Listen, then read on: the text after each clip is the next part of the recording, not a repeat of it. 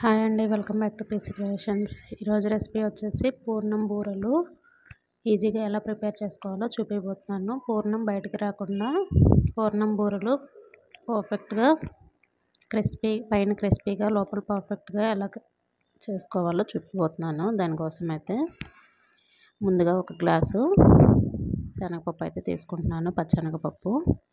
వాటిని అయితే శుభ్రంగా కడిగేసి కుక్కర్లో అయితే పెట్టేసుకోవాలి. చూసారు కదా, శుభ్రంగా కడిగేసుకున్న తర్వాత 2-3 సార్లు ఒక గ్లాస్ పప్పు అయితే వేసాను కదా, 2 గ్లాసులు వాటర్ అయితే వేసుకుంటున్నాను. నానబెట్టలేదండి, వెంటనే పెట్టేసుకుంటున్నాను. అప్పటికప్పుడు చేయాలి అనుకుంటే ఇలా చేసేసుకోవచ్చు అనమాట. ఇంకా కొంచెం ఆయిల్ అయితే వేసాను పొంగిపోకుండా.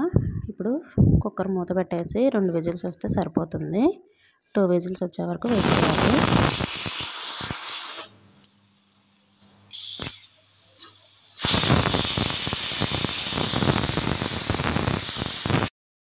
చూసారు కదా, 2 విజిల్స్ వచ్చిన తర్వాత విజిల్ పోయే వరకు వదిలేసి, విజిల్ పోయిన తర్వాత విజిల్ మొత్తం చూడండి పప్పు అయితే ఎలా రెడీ అయిందో.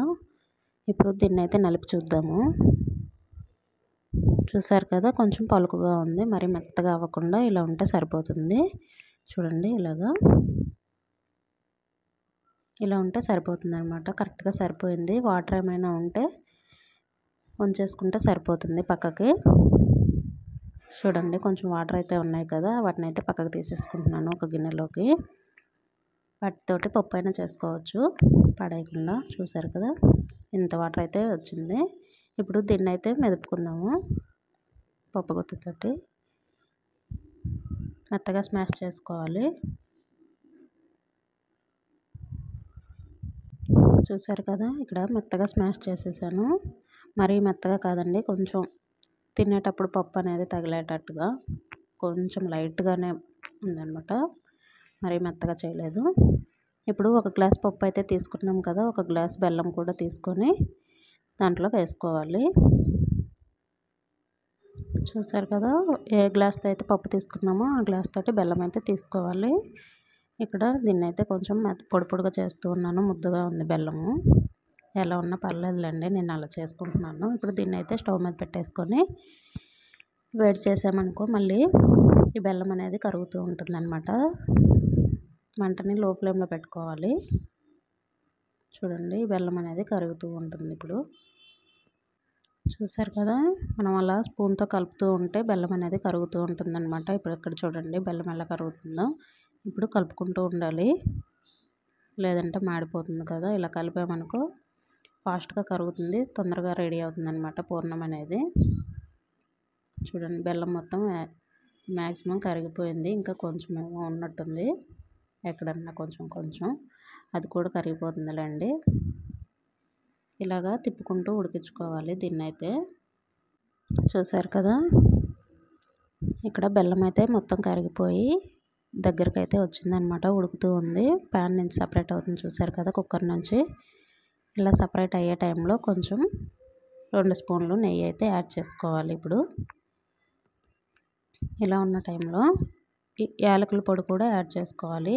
ఇప్పుడే వేసుకోవాలి, ఇష్టం ఉంటే వేసుకోవచ్చు, లేదంటే స్కిప్ చేసేయచ్చు, పర్లేదు. ఈ పూర్ణం బూరెలు ప్రసాదంగా కానీ ఎప్పుడైనా ఇంట్లో ఏమైనా తినాలి స్వీట్ అనిపించి పిల్లలు అడిగినప్పుడు కానీ ఈజీగా ప్రిపేర్ చేసేసుకోవచ్చు అనమాట.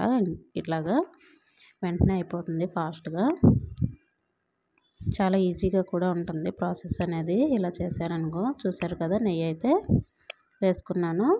ఇప్పుడు మొత్తం బాగా కలిపేసుకోవాలి ఒకసారి. ఇలాగ సపరేట్ అయ్యే వరకు ఉడికించుకోవాలి, కలుపుతూ ఉడికించుకోవాలి, లేదంటే మాడిపోతుంది. చూసారు కదా, బెల్లం వేసాం కాబట్టి. ఇప్పుడు స్టవ్ ఆపేసి ఒక గిన్నెలోకి అయితే తీసేసుకుంటున్నాను. ఇప్పుడు పూర్తిగా చల్లారాలి. ఇది చల్లారితేనే మనకి ఉండలు అనేవి బాగా వస్తాయి. పూర్ణము మూత పెట్టేసి కొంచెం సగానికి ఇలాగా పక్కన పెట్టేసుకుంటున్నాను. ఇప్పుడు దీంట్లోకి పిండి అయితే ప్రిపేర్ చేసుకోవాలి కదా పూర్ణాలు వేయడానికి. దానికోసం అయితే ఇక్కడ ఒక గ్లాసు పప్పు అయితే వేసాను, 2 గ్లాసులు బియ్యం అయితే వేసుకున్నాను. ఒక గ్లాసుకి 2 గ్లాసులు ఇలా వేసుకుంటే సరిపోతుంది. కొలతలు పర్ఫెక్ట్గా వస్తాయి అన్నమాట.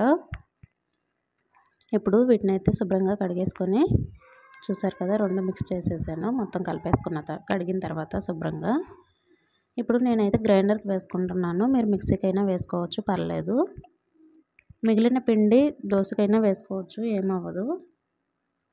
అందుకని చెప్పేసి కొంచెం ఎక్కువే వేసుకున్నాను పప్పులైతే. ఇక్కడ చూడండి, పిండి అయితే తీసేసాను గ్రైండర్కి వేసుకున్న తర్వాత. ఇక్కడ మనకి ఎంత అయితే సరిపోతుందో అంతే తీసుకుంటున్నాను. మిగతాది ఫ్రిడ్జ్లో పెట్టేసుకొని దోశ వేసుకోవచ్చులే అని చెప్పేసి.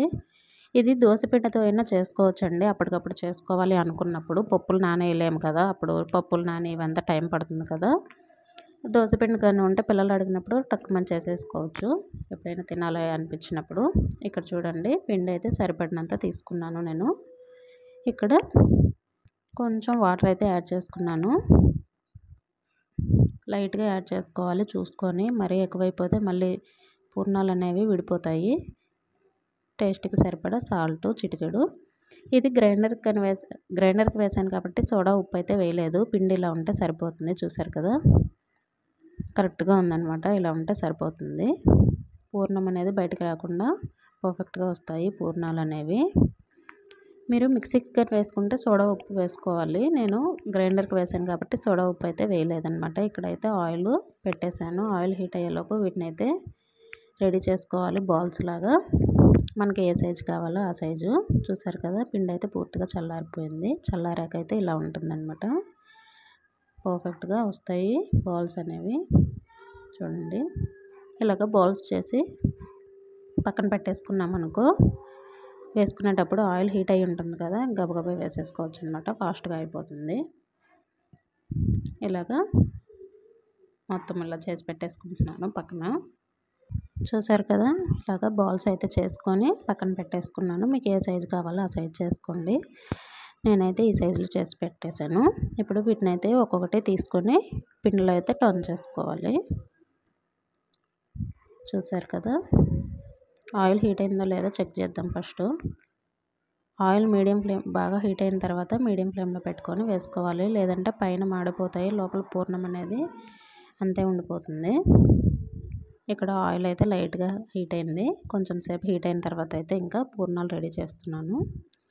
ఇలాగా ఒక 2-3 అలా వేసేసుకొని పిండిలో ఒకేసారి వీటిని అయితే టర్న్ చేసుకొని ఇక్కడ పిండిలోనే వేసుకుంటానన్నమాట. చూడండి, ఇలాగా పిండి ఇలా ఉంటే పూర్ణం అనేది బయటకు రాకుండా పర్ఫెక్ట్గా సరిపోతుంది. చూసారు కదా, ఇలాగా మొత్తం ఇంకా ఇలా వేసుకుంటే సరిపోతుంది. ఇవి ప్రసాదంగా కానీ ఎప్పుడైనా తినాలనిపించినప్పుడు ఫెస్టివల్స్ టైంలో అలాగా ఎప్పుడైనా పిల్లలు అడిగినప్పుడు కానీ ఈజీగా చేసేసుకోవచ్చు అనమాట. ఇలాగా ఇప్పుడు ఇది దోసపిండితో అయినా ఇలా చేసేసుకోవచ్చు. దోసపిండి ఉందనుకోండి, తినాలనిపించినప్పుడు టక్కుమని ఇలాగా పూర్ణం రెడీ చేసుకొని వేసేసుకోవచ్చు. చూసారు కదా, వేసుకున్న తర్వాత మంటను అయితే లో ఫ్లేమ్లో పెట్టుకొని ఇలాగ టర్న్ చేసుకుంటూ ఆయిల్లో 2 వైపులా బాగా ఫ్రై చేసుకోవాలి. టర్న్ చేసుకోకుండా వదిలేసామనుకో ఒక వైపే ఫ్రై అవుతుందన్నమాట. అప్పుడు బాగోదు పూర్ణం అనేది. చూసారు కదా, పూర్ణం బయటకు రాకుండా పర్ఫెక్ట్గా పూర్ణం బుర్రలు ఎలా వచ్చాయో ఇంక ఇలాగా మొత్తం టర్న్ చేసుకుంటూ మంటని లో ఫ్లేమ్లో పెట్టుకొని ఆయిల్లో ఫ్రై చేసుకుంటే సరిపోతుంది. ఇప్పుడు పూర్ణాలు అయితే రెడీ అయిపోయాయి. చూసారు కదా, ఈజీగా పూర్ణం బయటకు రాకుండా బూరెల నుంచి ఎలా రెడీ చేసుకోవాలో. వీడియో కానీ నచ్చితే లైక్, షేర్, కామెంట్ చేయండి. మన ఛానల్ ఎవరైనా ఫస్ట్ టైం చూస్తున్నట్లయితే సబ్స్క్రైబ్ చేసుకోవడం మర్చిపోవద్దు. Thank you for watching. Bye bye.